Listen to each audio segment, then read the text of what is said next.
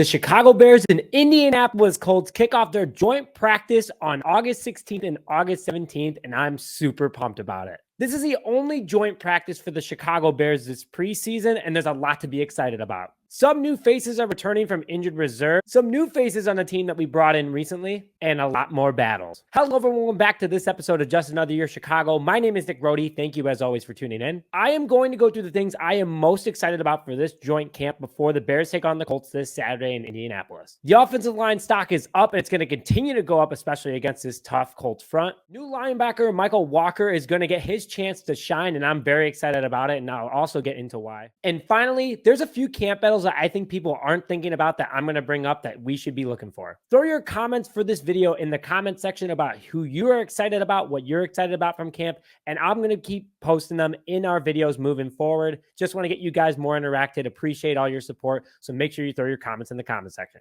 But let's get into my three things that I'm most excited about. To start, I'm going to start with the offensive line. Nate Davis is apparently back after Carter was in with the ones and did a pretty darn good job. He was spotted in drills earlier this week on Monday during the indoor practice, and he looked pretty good with his snap off the ball. Looks like he's back to practice, getting the blood thrown through his body again, and very excited to see that. I'm just messing. I don't know if he's back just because of Carter doing well, but it's a good thing to get your teammates going, and obviously they're going to start Nate Davis considering the fact of how much money they're paying him. But overall, the offensive line did a fantastic job last week and Saturday against the Tennessee Titans, and there's a ton of people that deserve recognition. To start, our first round pick, 10th overall, Darnold Wright did a great job on some nice run and pass blocking during the first quarter that he was out there. But on top of it, he didn't have any penalties. He didn't look nervous, and he's showing his transition from college to the NFL is going a lot smoother than expected, and it's good to see the rookie with some confidence. Usually rookies look nervous, get it out during the preseason, but he's already in the preseason and he doesn't even look nervous yet.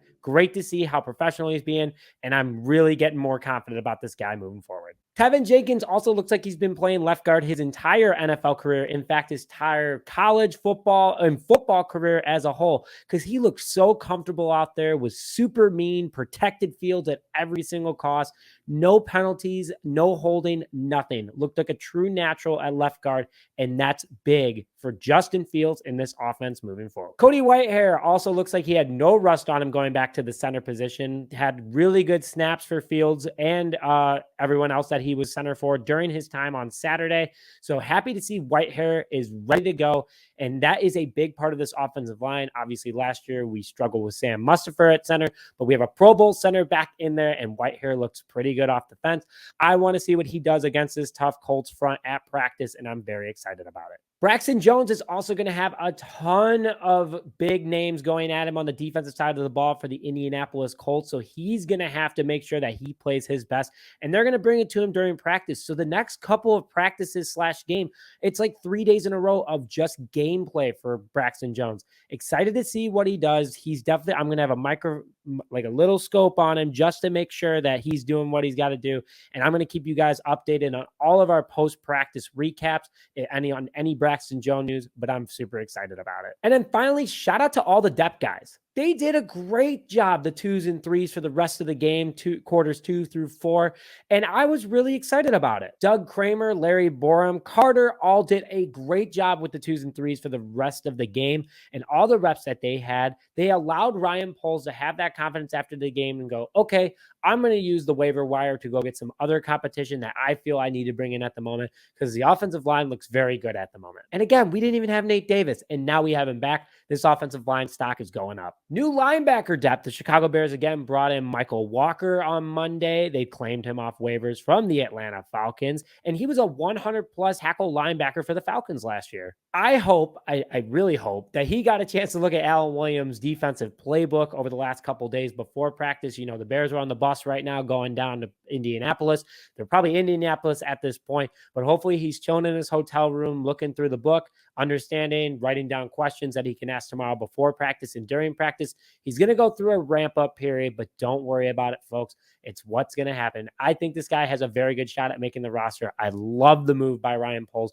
I'm excited to see what he does against this Colts offense. Now, here's where things are going to get fun between the Colts and the Bears. There's going to be battles on each side of the ball for these teams, and they're going to make sure that they also mess with everybody on each side, because right now it's a big mental game for these guys. But the Bears' big battle, in my opinion, going into this practice, and the Colts know it, is Rashawn Johnson versus Khalil Herbert. They both made their cases clear that they want to be RB1 for this team at some point this season. Herbert has it right now, but Johnson is right on his tail. Johnson ripped it up all day for Chicago on Saturday, running forward, having nice plays, and some good gains. Herbert also showed his gifted agility, obviously scoring on a huge touchdown from Justin Fields. But these guys are going to duke it out, and the Colts have a very tough defense to do that against. So both of them are going to be very challenged. Hopefully their offensive line holds up, kind of like what I was talking about. But these guys are going to be challenged against a good group of linebackers and a good defensive front that is going to stop them, and they need to show that they can go up against some of the best in the league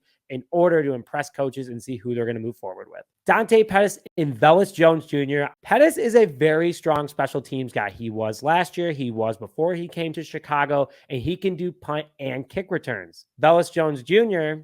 didn't have a good week last week. Fumbled again on a punt return opportunity.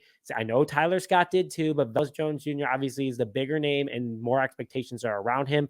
So he's probably a little nervous at the moment. And Dante Pettis knows that he can kind of swoop in and save himself a roster spot, because also he has a great connection with Justin Fields on the offensive side of the ball, as he was one of Fields' favorite targets last year. It's going to be a duke out between these guys. And, Indianapolis always has a strong secondary. This is where Alan Williams and Matt Eberflus came from. And a lot of those guys are still there. So look out for a battle between, Velus Jones Jr. and Dante Pettis on their side of the team, but also the Colts are going to be giving them a very good challenge. That's why I love these joint practices, guys. It's going to be a lot of fun, and I'm very excited about it. And also, you got different skills, different players. You're not used to them. So it's pretty much, like I said earlier, 3 games in a row for the Chicago Bears, and that's a huge plus. And I love that Matt Eberflus organized this with the Colts organization. Might see a scuffle or two as well, and that's always fun to see. Hopefully it doesn't get too serious and guys break it up, but it's practice between 2 different teams. Again, put your thoughts in the comment section below. I want to hear from you guys. I want to start featuring comments on the show. I love interacting with you guys, and I can't thank you enough for the support, and I'm so happy Bears football is back.